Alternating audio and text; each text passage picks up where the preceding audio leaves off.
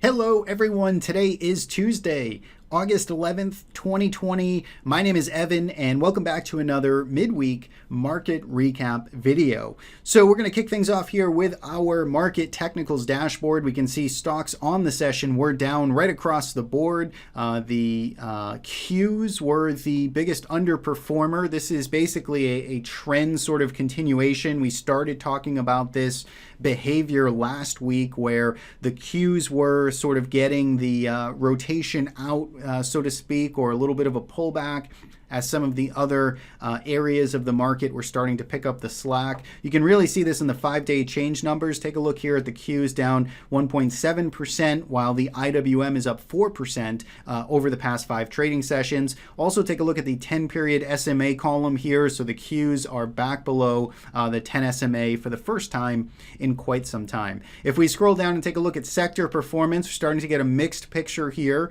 So we have industrials, financials, and energy at the top of the list, and we have biotech, technology, and real estate at the bottom of the list. So minus 4% for biotech, plus 7% for XLI, which is industrials. So you're getting a little bit of disparity there in the underlying stocks. And the top markets here, we've got VIX at the top of the list. This is the first time we're seeing really kind of a pop here in volatility in a couple of weeks, followed by S&P 500 and oil. So you get a very curious bunch here on the 5-day performance numbers. On the downside, most things are red here when we look sort of globally or across assets. Gold down 5%, silver down 5%, TLT down 3%. So certainly an interesting market.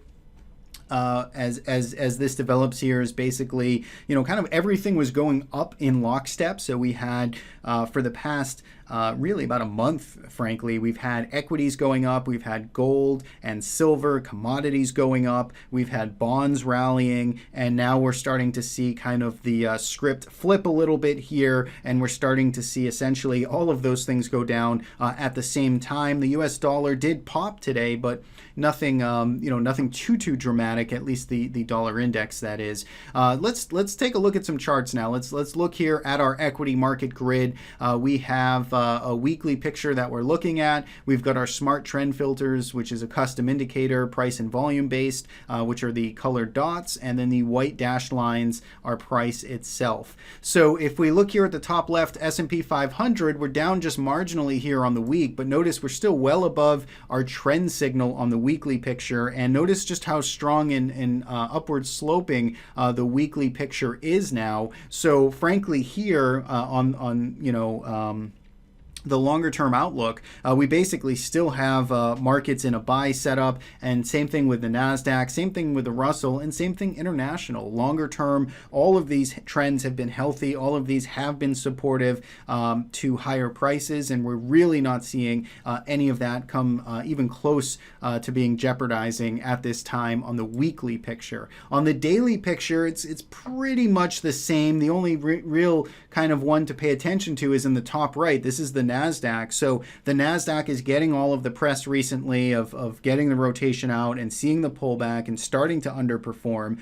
But when we look here at a daily picture of the Nasdaq, we still have a bullish trend outlook here for this index. So even though we're seeing a pullback and we're seeing some weakness here, it really still has not caused any, frankly, even intermediate or major technical damage to speak of. Frankly, it's on a buy signal. It's above or testing our trend filter now. Be interesting to see how this shakes out for the rest of the week. It's something we'll want to pay attention to, but for now, all of these indices are still in bullish trends on even the daily time frame. So if we jump into some price action analysis, and if we jump down into our candlestick chart, we'll switch it over to the daily view. This is basically the roadmap that we've been watching here for the S&P 500. We've essentially been kind of consolidating sideways, breaking out to the upside, consolidating sideways, breaking out to the upside.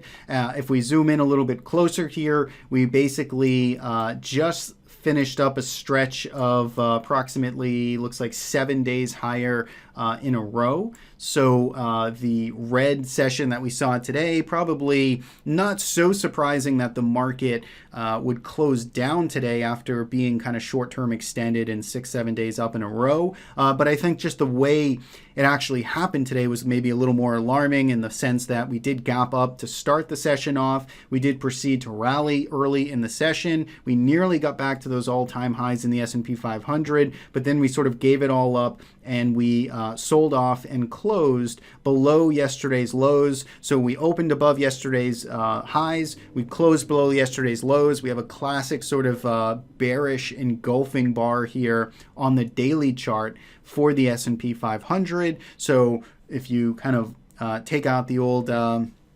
textbook there on candlestick patterns, that's certainly something in the short term that is a bearish outcome, bearish outlook. Generally, a lot of traders will look to see if there's follow through to this move the next day. But essentially here we have kind of a little bit of cold water getting thrown on this nice market rally that we've enjoyed over the past week or so. And we'll see if this tops out the market here, at least in the short term for the S&P 500. Remember, this is where you sort of have those competing signals. So you need to really kind of understand where you are as a trader because, as we just mentioned here, all of the trends both on the weekly and daily are still supportive of higher prices. But when we drill down and look at the very bar by bar analysis, we're seeing that conflict here. We're seeing that potential early turning point. So of course, it's going to be up to you to act on that information as you see fit based on your trading strategy. So for the S&P 500, we are in potentially this new kind of turning point here. Let's see if we get follow through tomorrow. We'll be looking for essentially a higher low to get put in here to see if this trend can still hold itself up. And we're looking for buyers to, potentially show up. Anything over, I'd say, the 32.75 or so. If we can get all the way back here, I'm going to move this level out of here. This was the old gap fill level. But basically, I would say from a pure price action perspective, coming all the way back down to even 32.74, so that's a few percent below where we're currently trading, that would still be quite healthy for the S&P 500. Kind of retest this breakout level. If buyers show up here, then that certainly could just ultimately turn into a nice kind of continuation in this uptrend. If we do see more erratic behavior, if we see us slamming back down here, if we're cutting through these prior levels, that obviously will be more of a cause for concern. So S&P 500, we've got our daily trend outlook, which is bullish. We have some price action here, which is suggesting of a potential turning point in the short term.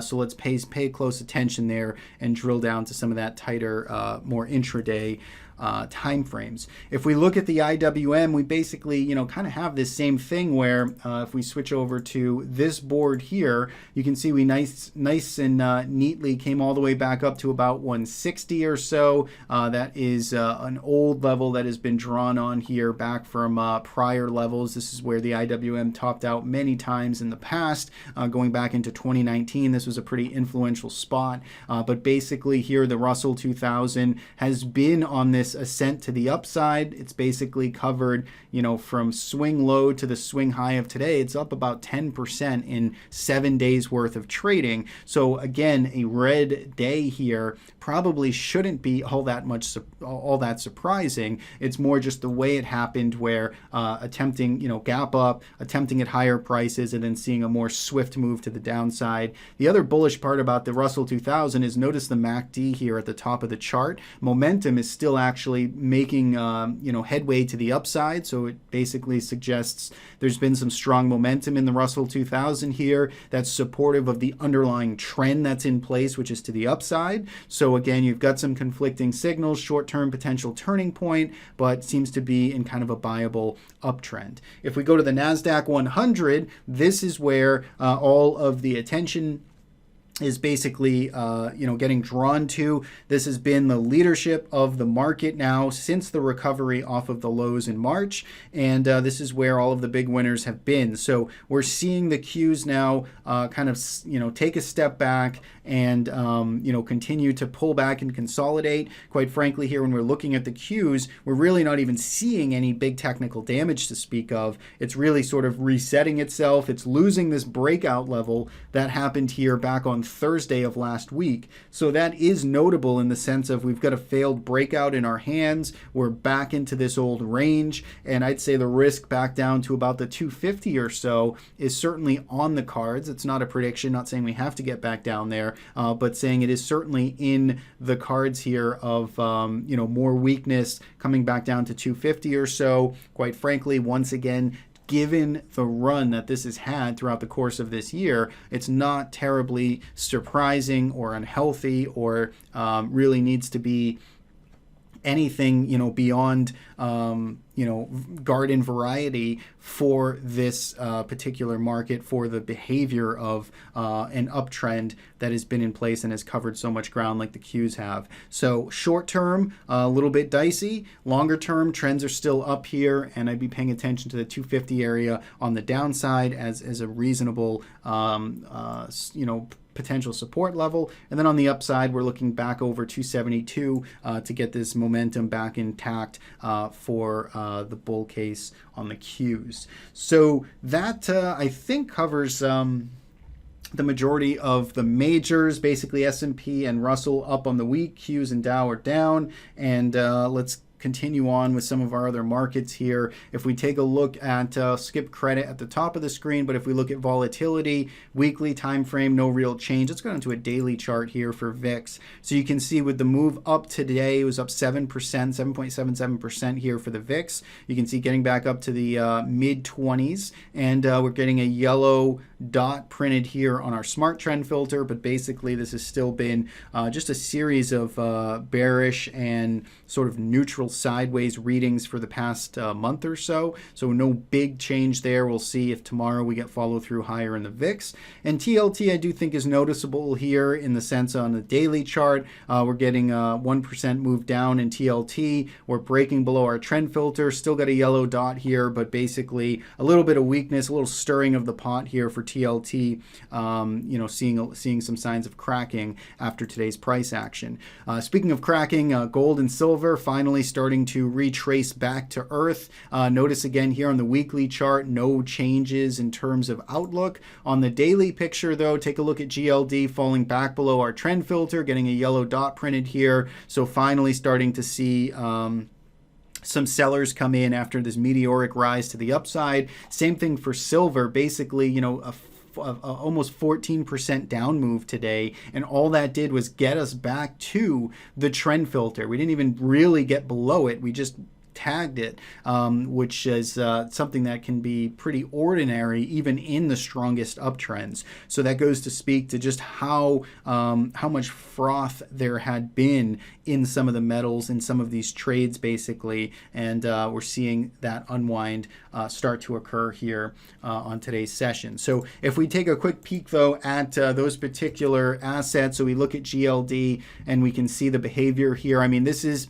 a pretty dramatic move. This is heavy volume coming in, so these types of moves can certainly mark short to intermediate term tops in assets. And I think GLD, I wouldn't be surprised to see this really kind of cool off and change its character over the next couple of weeks. Doesn't necessarily mean it has to just retrace everything and totally roll right over, but I'd say even developing in a sideways range between 170 and 180s probably makes some sense here for GLD after the move that it saw. So let's pay attention to that. If we look at silver, kind of the same thing here. Again, after the such a strong move, even coming back down into the lower 20s here makes a whole lot of sense to just reset and recalibrate after such a big move to the upside.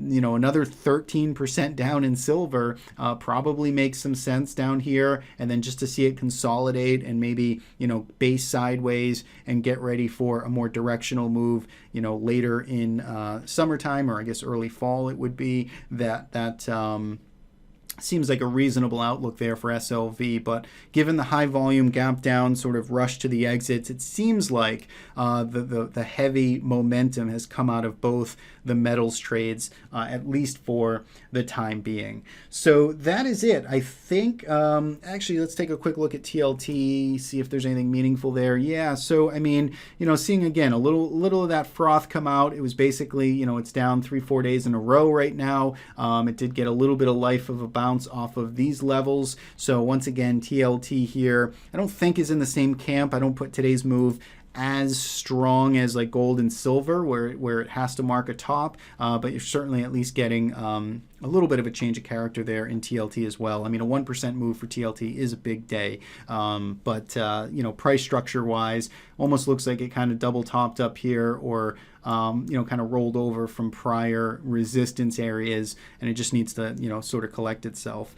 So that I think will do it then. Basically, everything that had been working essentially at the same time starting to unravel just a little bit, and I think the way we kind of wrap up this week will certainly be interesting, just to see what happens with stocks. Can we stabilize? Same thing with bonds, gold, silver, the dollar. All of these things seem to be throwing a little bit of a temper tantrum right now, so it will be interesting to see essentially if these trends can stay intact. So that is it. That is our midweek report. Hopefully you guys are doing well out there, navigating some of this volatility. Remember, don't get complacent. Some of those trends and things that have been working seamlessly for some times now are under jeopardy. So reassess that risk. Make sure you have a game plan for all of the trades and investments that you own. And as always, thanks so much for tuning in and watching. Every Tuesday we do our midweek reports. Fridays our long form market recap, and then tomorrow